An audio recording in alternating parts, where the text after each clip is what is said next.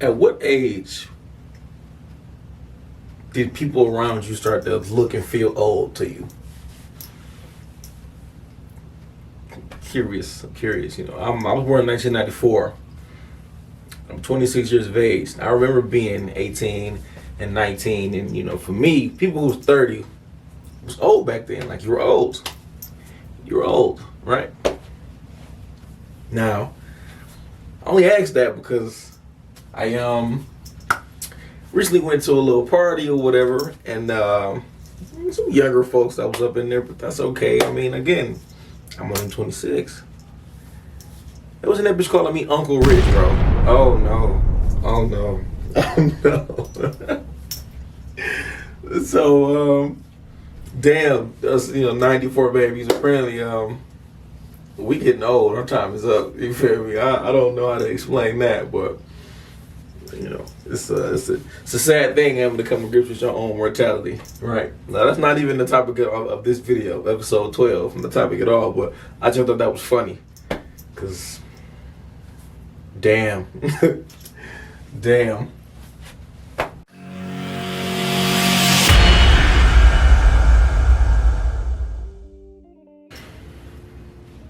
From the time you're probably about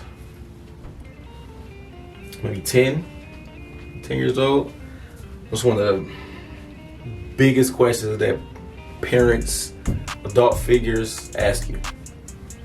What do you want to be when you grow up? What's your dream job? What do you want to do in life? You know, you start dating a girl, you meet the family, they want to know what's your 5-year plan and all that other shit, you know. And you get to school and you have to get in whatever field it is, and hopefully you get the schooling and the degree, and it propels you into whatever it is you want to do, whatever you're interested in, whatever you like, right? All that happens, you get your dream job. You love it, you enjoy it. Maybe you don't, but maybe you enjoy the premise of it. Maybe you enjoy the perks of it. Maybe you enjoy everything that kind of surrounds it. Not so much as the job itself, but however you want to call it, right? What's something that would make you give all of that up? What is a scenario? Like what is a situation? Like, what would make you give up something that you feel like you worked for?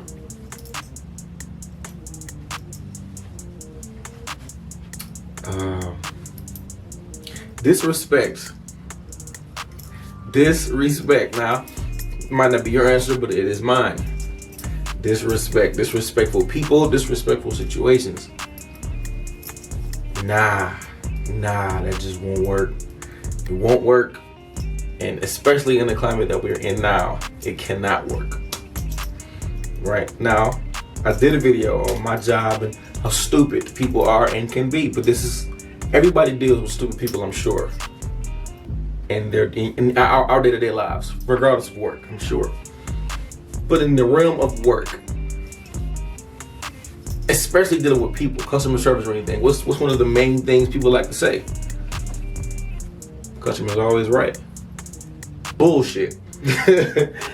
Bullshit, right? This one ain't gonna be a long one. It's ain't gonna be a long one. I'm gonna tell a story, and I would like any and all comments to my story, what you would have done, how you would have handled it, what you could have done better, what I could have done better. Any of that. Definitely, I want the comments. I want your likes. Definitely subscribe to the channel. I don't know if I ever say that, so I'm gonna start saying that, you know.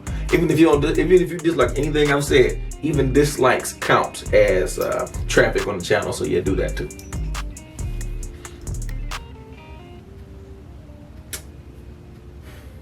One thing I don't think I really described and really talked about in depth in the previous video about my job is the longer and the more you stay at a hotel. If you sign up for the rewards program, which is a reward program everywhere, you could be a rewards member at fucking Rite Aid, you know. But we all know people that take that shit super serious. You know, the higher you get into whatever the fucking program, that gives you a little more stature. And most people never forget they little bit of stature with whatever the fuck the program is. Works the same way in the hotel biz. The highest level that you can be, again, and it's all depending on how much you travel and how long you stay. You accumulate points, more points you get, higher your rate. Common sense, right? So the highest level that you can be as far as the hotel go, or at least the brand that I am under, is an ambassador. Ambassador elite is the highest level that you can be. And you don't get a lot of ambassadors. You know, you don't get many people that travel that much. So when you do get them, you gotta kiss their ass a little bit. You know, you do. You want their stay to be perfect. You don't really want them to be. You don't want them to be the ones that come back complaining or want to go call the company and talk their shit. You don't really want them to be the ones to do it. So whatever room they want, whatever floor they want, whatever perk, whatever you can do to make their day or their stay a little bit better, you kind of do it. But when you get that, when you get into the industry, you get that. Cool. But again, they take that shit to the extreme. You normally do. Right?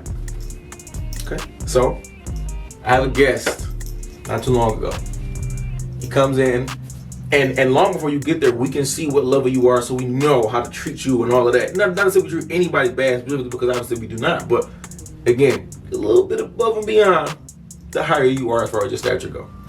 So I see this guy. He's an ambassador, but he is already blocked in a room. Being blocked in a room means you're already put into a room, a floor, a building, whatever. Now, if you stay at a hotel before, sometimes you just like a room, so you can call and say, hey, it's room, blah, blah, blah. Is it available? You get it, they'll block you, that is your room, so you don't have to worry about it. So he's already blocked in their room. I don't move him. I don't upgrade him, I don't do anything, because I said he's already blocked in the room, so maybe he called, maybe he did, I don't know. But I'm gonna leave it put. So the guy comes to check in, and the check-in process was cool. Hey, how you doing? You all right? All right, this is your keys, this is your building, this is your room. Breakfast with the whole little rundown. Have a good night. Okay. So I go back and I sit in the office. And dude comes back down. And you could tell he was a little agitated. But okay. Nothing to do with me. I mean, I didn't do anything. So okay. I can't find my room. Alright, sir, don't even worry about it. I get up, I grab my coat. My coat on, and I go to walk him to his room. Since you can't find it, not a problem. We get on the elevator, and it's like the moment the elevator doors closed, his whole demeanor, his attitude completely switched up on me. So, you know, I'm standing there. Just, you know, he's like, are you guys full? I'm like, nah. And he says, so why the fuck did you put me in this room? Oh, it's like that. Okay, so that's one. Okay. You got it. That's one. You got it. I look at him. And I don't even say anything. I don't say anything. Now again, when these people get to these levels, whatever their stature is within the company or whatever, they know it and don't forget it, and will do whatever they need to do that, so you know it. So he was a foreign dude, you know, and he's like, you know, I'm basically, what he said verbatim was, I'm basically a fucking president. And this is verbatim. This is exactly how he's talking to me. Everything, right? I'm basically the fucking president. So why the fuck did you put me all the way wherever? I'm still just. Yeah, okay. That's two, right? Okay. I fucking hate it here. I don't like staying here. I'm fuck this. This shit don't make no sense. Okay. Heard you. Heard it. Okay. Elevator doors open up. Get off the elevator and he says, don't even fucking matter. I'm fucking complaining anyway. You ain't even been to the room yet. Nothing really has transpired between me and you. Nothing is wrong. And you already talking about you and complain? Bet. Was the last one. In my mind, fuck it. If you can complain, let me give you something to complain about. It is what it is. So you know how you ever been in like the car with like your mom and she hit the brakes real hard or something, and so she threw her arm on the outside of you, so you feel me? She like protecting you type shit. So I stop, dog, and I say, and I felt really, really bad after the fact, but in the moment, but it needed this, you know. I stopped him and I say, bro, watch how you fucking talking to me, bro. You know? Like, I'm up here, I'm walking you to this room. You couldn't fucking find a room. I'm walking you to the room. This is what's going on. Cut the rest of that shit out. Cut it out. Watch your mouth. Now let's go. Now he blew back. Scoffing and showing that gay shit. Yeah, nigga. Look, listen, bro. Listen. Cut it out. Okay? Like, that's like, I shouldn't have went all in depth and you feel me, but if for me, that was just me telling him, cut it the fuck out before this goes anywhere else. Like, this is it. So I'm walking him to the room, and now he's behind me. He behind me, and I'm just leading him, and I hear him still mumbling. He talking shit. I'm not the only person who need to watch my mouth. Shut your bitch ass up. Flat out. Like, at this point, it's full on hood nigga now. There's no more front desk supervisor. No, fuck all of that. We out the window. That shit is all out the window. Like, all of that. Shut your bitch ass up. Flat out. So I move out the way, and he walks back into his little room and shit. And he says something else, and at this point, I'm not to turn around, so I'm walking back. And he says some shit, and I'm like, yeah, all right, nigga, whatever. You feel me? No, it's not, that friendly shit is dead. Like, it's a wrap.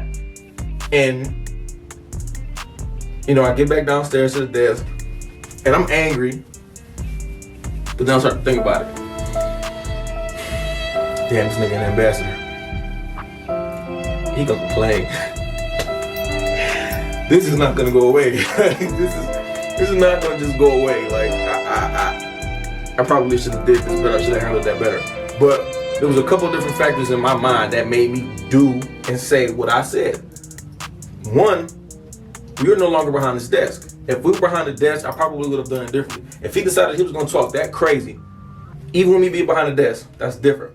I still have to be supervisor. I still gotta maintain my composure behind this desk.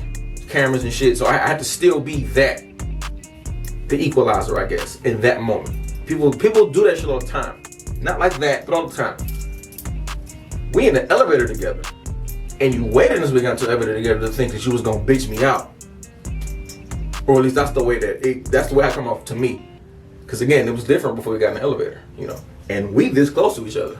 You feel me? Like, we dudes here, I'm here, like.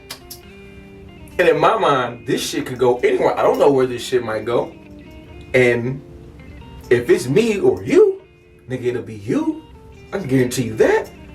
You feel me? Like, I fuck you up, lose this job, but I'll stand on that. I can live with that. I can live with the fact that you thought you was gonna bitch me out and disrespect me. I beat you the fuck up.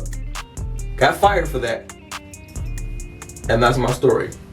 I walk out that job with my head held high, knowing that that's how that went, if it went that way. And that was my thought process during that shit. Like, I let him rock, I let him talk his shit for a nice amount of time before I basically just told him to shut the fuck up talking to me. Watch your mouth, right? Now, again, once I got back, I felt wrong. I did. And I just knew he was gonna complain. He ended up not even complaining, truth be told. Like, it's funny because he locked himself out the room like 2 days later. So he comes down there and he sees me and I see him, and of course I know I recognize him. He recognized me. So he's sulking and he's like, my key doesn't work. Take the key, I make it for him, and I throw it at him. Yeah, you have a good one. You feel me? Like, yeah, nigga, what? But it ended up not going any farther than that. To my knowledge, even up till now, he hasn't complained or anything. But that's because you was wrong. He was wrong. Even if you were legitimately, mind you, he was not even in a fire room or anything. It was nothing like that. Like, our building is several different buildings, but he was in one of the closest buildings that you can be in. He just couldn't fucking find it because he was dumb. Which also occurs pretty often, but it is what it is. If you wanted to be upgraded, if you needed anything from him, he could have just voiced that shit. He never did it. He never did any of that. So everything that I did was in response.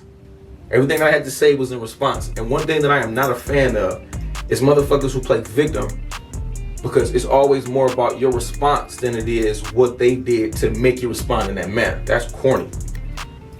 That shit is whack. I've never been a fan of that. So what would you do in that situation? What would you have done in that situation? What's too far for you? What situation have you had to sit and think, is this job even worth this? Or should I just start wrecking shit? Or we not to say nowadays, man, I knock all this shit over. Have you ever been in a situation like that? what would you do? What do you do? What should I have done? What should I not have done? I'm curious. And is your job worth it? Is your job worth that? If you somebody that went to school, had a vision, had a mission, and it all came to fruition.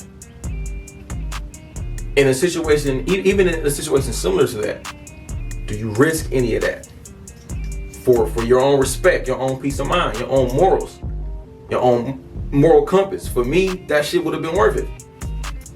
It'd have been worth it. And to you people who I know is asking, because I know you're probably asking, of course he was. He was a white man that jumped in that elevator and thought he was in the elevator with a hoe. And it ain't about being tough. It ain't about being tough at all. Like, it's not that, even though I definitely think they be thinking I'm a hoe, because my hair is nice and I wear bright colored shirts and shit, but I can get away with wearing pink and purple and shit. You feel me? I can get away with that. You know, but that it be that though. That be the thing, man. You see this young little kid. You feel me? Not no kid, but and you think shit's sweet. Whereas if you caught me outside, jogger pants, hats, ones, big ass 9mm on my hip, you probably cross the street. But you see me sitting behind this desk with this pink shirt on, you think I'm a hoe? Nah, no, and that shit would have been worth it if I decided to wreck that man in that elevator. Ray Rice style, dead ass. Here's what it is. And my question to you is, would that have been worth it to you? Is that something that's worth it to you? Because at the end of the day, what it boils down to is just respect. That's all. That's all. Even if it was a woman popping shit, running their mouth like bitches do. Okay. All right, ma'am. You got it. You a man talking to another man, and you a white man thinking that shit about to be smooth. No. And would I do it again? Would I do it the same way? Probably not the same way. I probably try to exercise a little bit more patience in that situation. Because at the end of the day, that shit could have ended very badly for me. But again, it would have been worth it. It would have been worth it. Absolutely. And what do you think? Would it have been worth it to you?